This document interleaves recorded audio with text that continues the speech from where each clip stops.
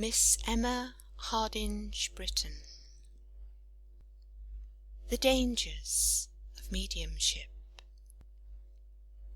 Will you indicate the nature of the dangers, if any, attending the cultivation of mediumship, and how any such may be guarded against? Every human organism possesses the force which constitutes mediumship. I have said that every human being is a medium, and it belongs to the present question to represent in what sense. There is an inevitable and direct relation between the highest and the lowest of all forms and all beings in creation, and this direct relationship produces a mode of mutual influence and spiritual impression between all creatures, which is inspiration. It is the chain of thought which permeates all spheres and worlds, and wherever receptive beings are found, inspiration connects them, the lowest with the highest. Each creature receives its appropriate share of inspiration, and it is such as his organism and process of development enables him to receive. Thus, each living being is in this sense a medium for an influence from some other being. Whether this can manifest itself in external phenomena or not is not now the question. Whether it can be cultivated is the point to which we should call your attention, and to this we reply yes.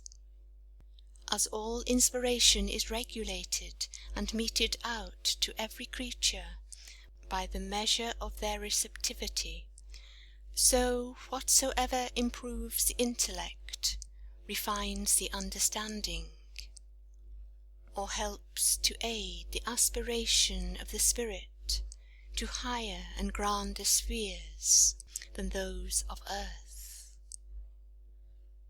All these constitute the direct and progressive stages of receptivity, by which our inspiration may be cultivated. I separate this kind of mediumship from the question of mere external phenomena. This is produced wholly through the physical organism and the amount of magnetism and electricity given off by the system. Electricity is the finer and more sublimated pole of the magnetic battery within us. Magnetism is the coarser and grosser, and though it is one and the same substance, yet as exhibiting polarity we may separate them and call them electricity and magnetism.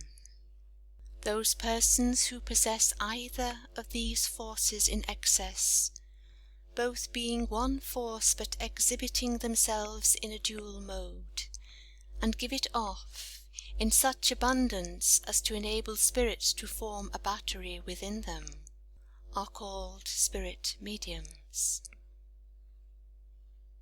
Either of these exhibitions may be cultivated by placing yourselves in magnetic relations with each other, as in spirit circles, or by determining the nervous forces in the direction of thought of certain organs of the brain, by aspiration, prayer, and contemplation of spiritual subjects.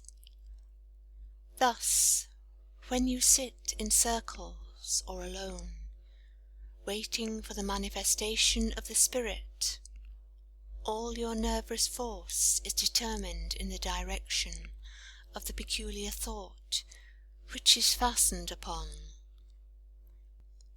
Thus, when you sit in circles or alone, waiting for the manifestation of the spirit, all your nervous force is determined in the direction of the peculiar thought which is fastened upon the spirit world, and therefore in the circle, or in the attitude of waiting for spirit, you may be sure you are in rapport with the spirit world, even if your organism fails to furnish the requisite force of magnetism to produce the evidence of its presence by phenomena.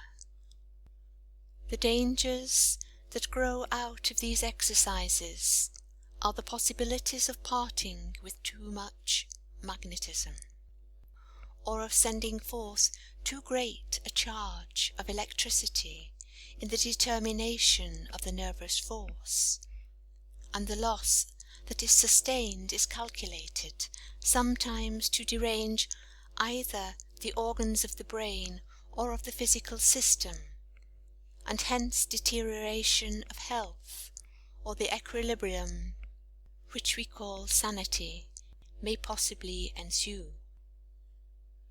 But remember that if these dangers exist in the attempt to cultivate the relationship between the spiritual and the natural world, God never leaves himself without a witness of warning and instruction, alike in your senses, hearts, consciences, and understandings. The voice of conscience dictates to you right and wrong. The emotions of your heart regulate your affections, and the word is equally potent that comes to your understanding. If your or the equilibrium of your mind suffer, be sure that kind nature is herself lessening you to desist from your exertions. If those nameless antipathies and repulsions that sometimes prevail at the spirit circle are disregarded, how shall the spirit speak to the outward ear if the interior is blunt and deaf? The external senses speak through the understanding, the spirit through feeling and emotion. These are the warnings whose failures and observances are to teach you to wend your way through the new and seemingly mysterious science of spiritualism. There is no royal road to learning, or to the language of the heart and conscience in morals and affections. And why should there be in this new mental science, which you are called upon to spell out for yourselves through mental monitions? Be sure that the warnings of the Spirit, which have been referred to, are discoverable in feeling, nervous sensibility, or the various phases of spiritual perception that arise at the spirit circle. Our spirits are wiser than we deem, and their impressions are the voice of the Spirit speaking to the natural man with a wisdom beyond the natural only. The dangers of the spirit circle arise only when they manifest themselves as danger or direct evils. Heed the voices of warning of which I have spoken. Be your own sentinels at the spirit circle. Let your conscience be present and warn you back from one single attempt of spirit, embodied or disembodied, to trench upon the law of right. The voice of conscience is as potent at the spirit circle if you will heed it as in the city streets or in the midst of embodied souls.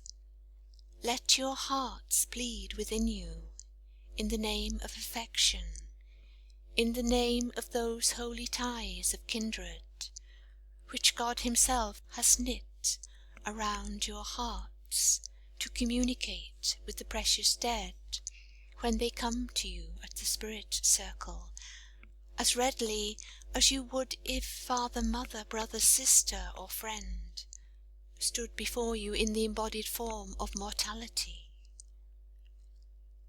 Let none step between you and the teachings of your heart.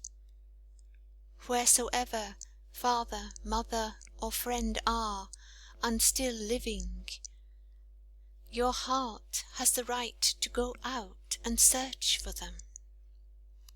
It has the right to penetrate into all mysteries of space, which can bring you a response from those whom God has taught you to love.